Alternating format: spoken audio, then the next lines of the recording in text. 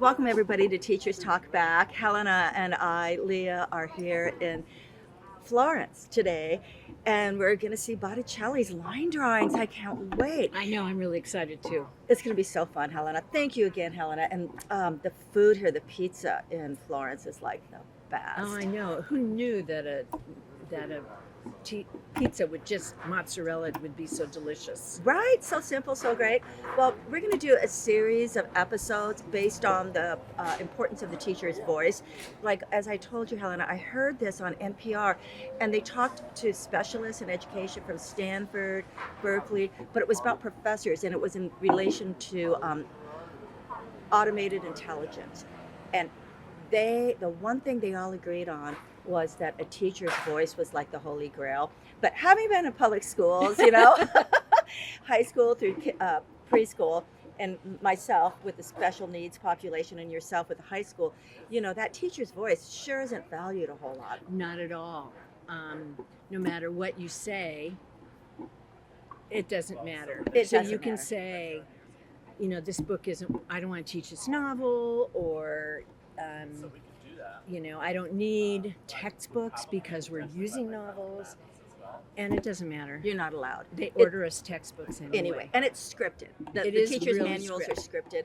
And they're awful. And we've got state standards that we have to teach the same thing on the same day as everybody else in the state. We can't let the communities or the students determine what they learn. Although, working at a small high school, we were able to kind of, at least I was able to sort of get around that. For example, Romeo and Juliet is a 9th grade play. Well, I really don't like the play. Romeo doesn't grow throughout the entire play. And so I switched it to 12th Night. Oh, awesome. And my kids liked it. There's a great movie with Amanda Bynes that's 12th Night. That can make it real for the kids. And the kids love the movie. I forget what it's called right now because I'm old. And it was a long time ago. But still hot. Yeah, right. But anyway, so I was lucky. I have colleagues. I taught at another high school, and we all had to teach Romeo and Juliet at the same time. And I said, well, I like to teach Romeo and Juliet in the spring because it's two young kids falling in love. And, you go in the springtime when you walk out on campus and it's in the air. Yeah. But no, we had to teach it in November. Oh. And we all had to teach it, and we all had to teach it the same way. And I'm sitting in this English department meeting, and I can't. I'm like, all right, if I have to. I know. And that brings us to this topic, the importance of the teacher's bond with the student and how you build it, how you set the curriculum. And just like you did with communicating with your students and going, we all want to do 12th Night. We don't want to do Romeo and Juliet. And you know what? We want to do it this time of the school year. Right. And I did it. And you did it. Right. Because to me, it was like, I'm not going to teach Shakespeare in the beginning. Right. Shakespeare's a skill. I want them to, have some of those skills developed before we go to Shakespeare. Yes. So I did it at the end of the semester, at the end of the school year. And then they wrote videos and took a scene and modernized it. And I gave them the choice. I said, you can either perform it or you can do a video. Nobody performed it. What year was that when you offered that option? I'm curious. Well, I've been retired for a while. Was it after 2000 or before 2000? I'm thinking about the different technology for making videos, the big heavy camera and then the smaller one. It must have been later on in the 2000s. But that's how you built your student bond, right? Right, Helena, that was one way. Helena, you always would center your curriculum on the students in your classroom. And like you said with Romeo and Juliet, you knew what the foundation skills were that they needed, the tools to bring into it. And if they didn't have the tools, you would find a way to teach them the tools and wait and do it later. But I'm just curious, like how you as a high school teacher doing literature, drama, and poli-sci, right? Debate clubs, Washington, D.C., how you built that, your bond with the students, how you worked that into your program. For me, you can't, I couldn't teach a novel without giving it a historical perspective. Because, like I taught of Mice and Men, and I'll never forget, one of my students raised their hand. They said, Perfect. Art. God, that was Apologies, so Huckleberry's good. got a little heavy on that. Yay. that's okay. Thank you so much. Thank you. Oh, he got remarked. Yeah. Be back with your latte. Well, these desserts are so great in Florence. I know, my Jeez. God. Anyway, I got it. But anyway, somebody raised their hand and said, well, why didn't they just send Lenny to a group home? And I realized that they had no idea what the Depression was. They had no idea what Jim Crow was. Exactly. So they didn't get. The historical context. Excuse me, I'm so sorry. And they needed the historical context Yeah. to really understand the novel, to understand why they were using the N-word. Yeah. It's like, because in the 1930s, no one said African American Right. or black. They Yeah. said this word.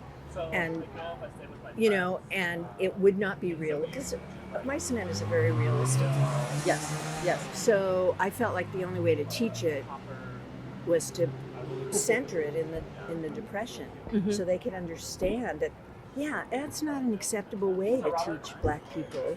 Right. There was also someone who was really old and crippled. He had hurt his arm. Yeah. So they didn't, you know, it wasn't so easy as, oh, you go to a group home. Right, Okay, you get right. disability. Yeah. Those things weren't around They then, weren't and they around. needed to understand Yeah. that. Well, and that makes history and political science and all of that U.S. government so meaningful to them to study and learn. You know, they can see how it was just, what was it, like 50 years ago when Mice and Men was written, more than that, I guess 75 years ago, to the present where people have rights and things like that. But yeah, and more in terms of your student bonding with the students. Helena, did you ever have issues with students that you couldn't be too nice with that bonding? You know, you had to set the stage, but you had to know how the students interacting with what you're setting, what means to the student and their own personal.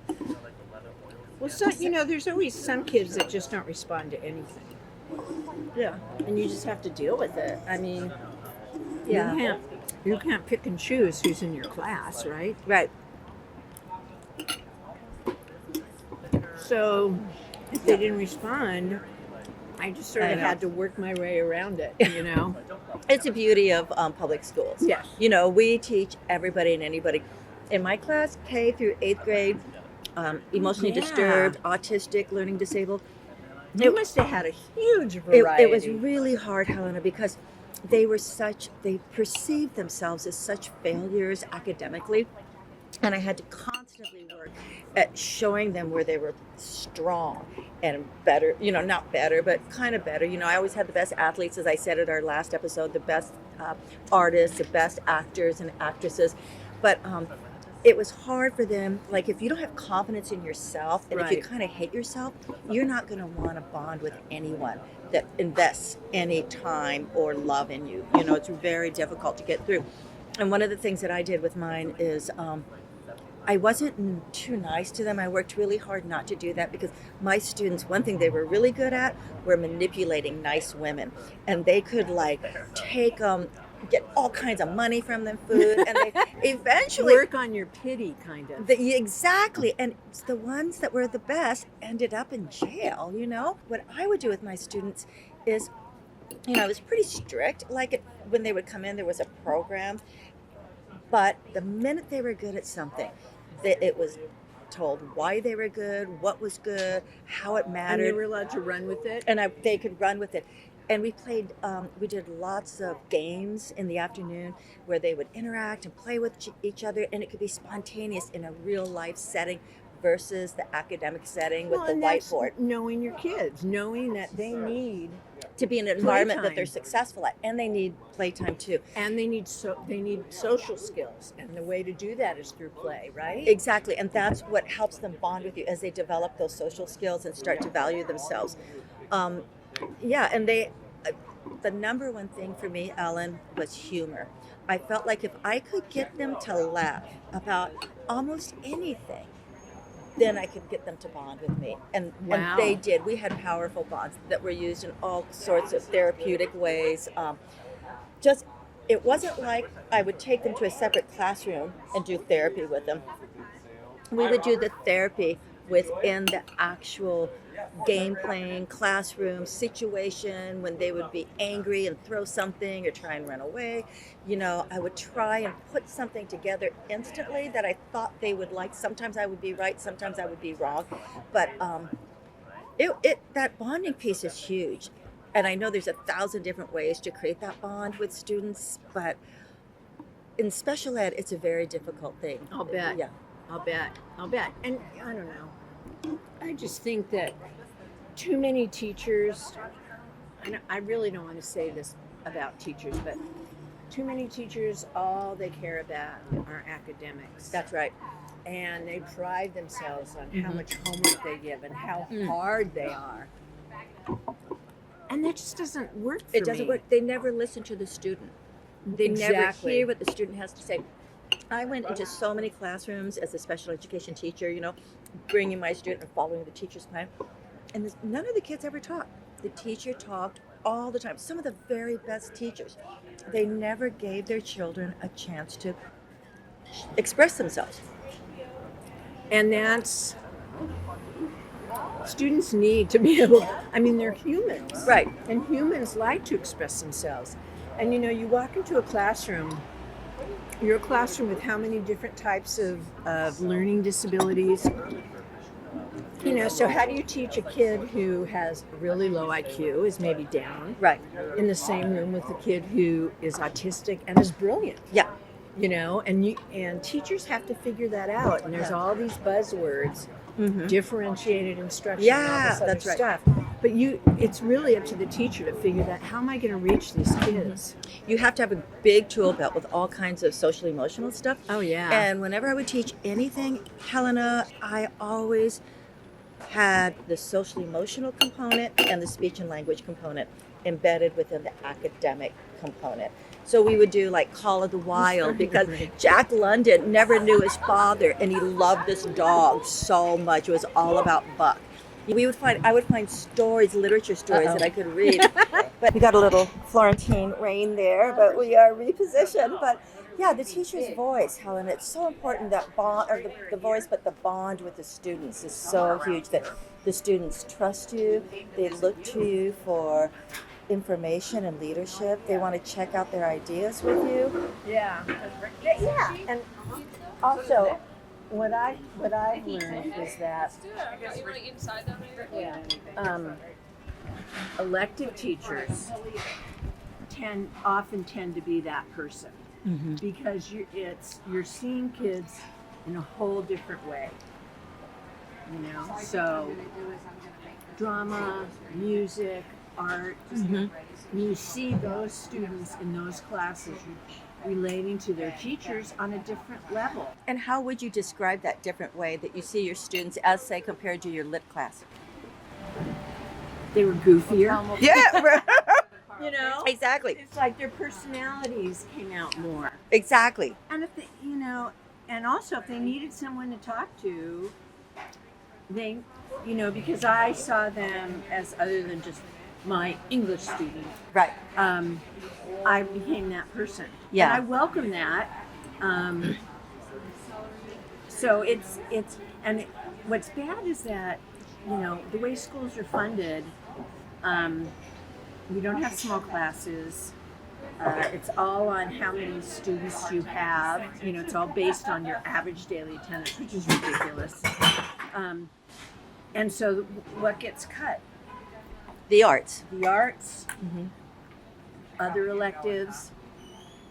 I remember there was one school that wanted to cut its auto because there weren't enough kids taking it. Wow. And we heard from so many people talking about how important that kind of class is for them.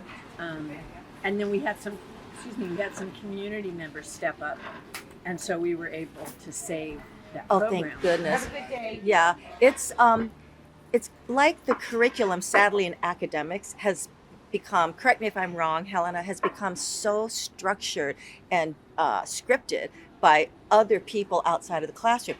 But when you come to the arts, it's different. It's still around what the child wants to do, the child's own personal expression, what the child likes. And as a teacher, you really, that's the fun of being in the arts or music or anything Right. like that. You want to give them the skills, but first of all, it has to come from inside. And so you have to find that place to bond there with the student. Absolutely, absolutely. And then, it's also in things like art. Mm-hmm. They're finding their own voice, their own artistic voice. Mm-hmm. And that's very different from writing an essay. Exactly. And And it's really sad because when you write an essay, there's so many rules and stuff that they can't really use their own imagination to follow their train of thought. And with Right. automated intelligence, the interview I listened to, the professors were all saying that they actually use automated intelligence to get like an outline. Like you Google it up, get your outline, and then you add to that. They use it in different ways. And I thought, that's really sad.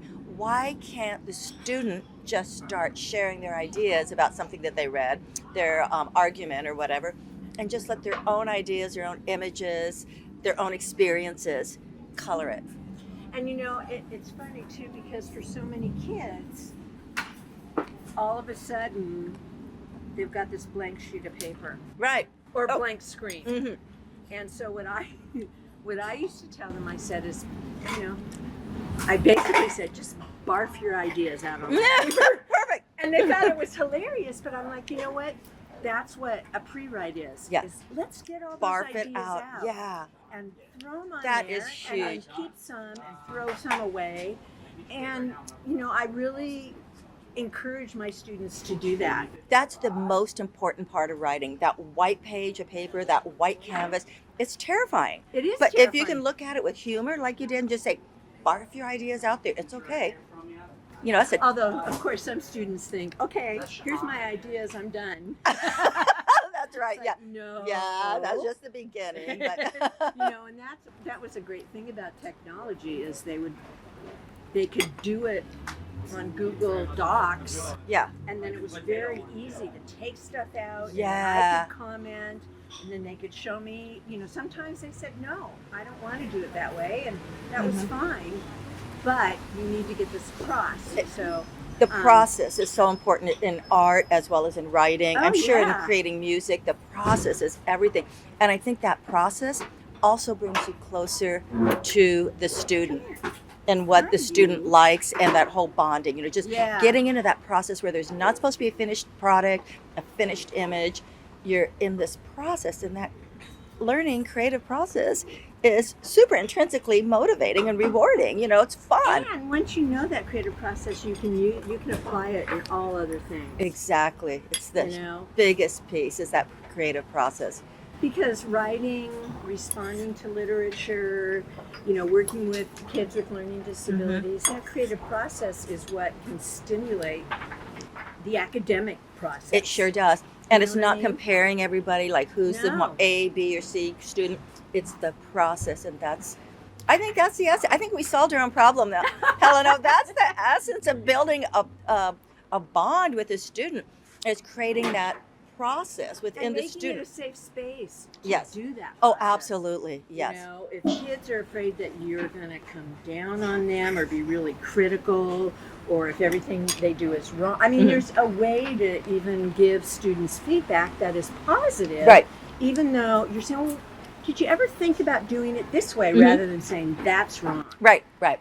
And Yeah. that's, and I guess it's a lot easier in classes like English over math, Mhm. where Yeah. Yeah. although, it was funny, we're talking about top down and Yeah. Common Core. And Yeah. I was listening to a comedian the other day, and he was talking about Common Core. He's got one kid.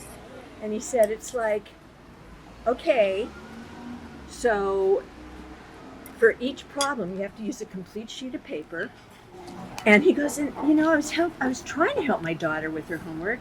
There was no warning to parents if they were changing math. It was perfect. And he goes, and so we're doing this process, and the answer could be found, like, but yet they had to, Yeah, go through this you process. know, and he was just, it was perfect, because it was just like, there are really easy, short ways to do this. Why do our kids, what's new math? Isn't 2 and 2 still 4? Right, exactly. And it's like, why can't our students establish their own sequence of learning, their own sequenced process? Why do we all have to learn somebody else's sequenced process? So Exactly. whether it's writing or uh, interpreting or creating art or anything, why can't they create their own process? Jack London, I know he never took a writing class. He just wrote incessantly. Yeah. And you can tell that he was, I mean, nature always wins in Mhm. his stories. The dog, Nature always the wins. weather, Yeah.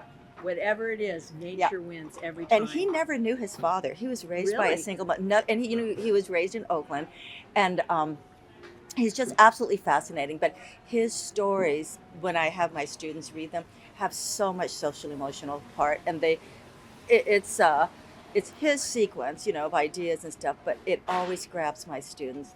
Always creates a huge bond with them. Yeah, I remember reading this one story. God, building a fire. Oh yeah, that's what it's called. Yeah, You know, where this guy, everybody tells him don't, yeah, and he says, "Well, I'm going." yeah. And it was nature versus man versus nature. Yeah, which that's is what it one was. of the conflicts, and nature won. Yeah, You know, and I remember my students going, "God, that guy was stupid." right. And it's like, you're But right. that's right. But and then to make a mistake is a good thing. Like I think Right. Jack was always big about, you just follow your heart. You're going to make mistakes, but you're going to learn from those mistakes. Except when you die. Except when As the snow falls out of the tree and puts your fire out. And your dog goes, I'm out of here. I'm out of here. Well, thank you, Helena. I guess I'm good. Yeah. Is that good? I mean, think we got our ideas across. yeah, I love talking to you about all of these teacher voices, building a bond with our students, because there's so many different ways of I doing think this. the bottom line is you just have to look at your students. They're individuals, Mm-hmm. and nobody learns the same. Nobody reacts to a piece of literature the same. That's right. Like some kid could read it and be, what's going on in their life. Is it about a foster kid and they happen to be, Yeah. they're going to have a different reaction than someone who's from, this nice nuclear family up on Right. the hill. Right. So it's just, if you want to build a relationship, you've got to know your kids. That's right. You got to know where they're coming from. That's right. And I know you agree with me, because we just had this conversation about you're a supervisor of teachers, Mhm. and I am too, and that finding the teacher's voice and helping them find ways to bond with their students.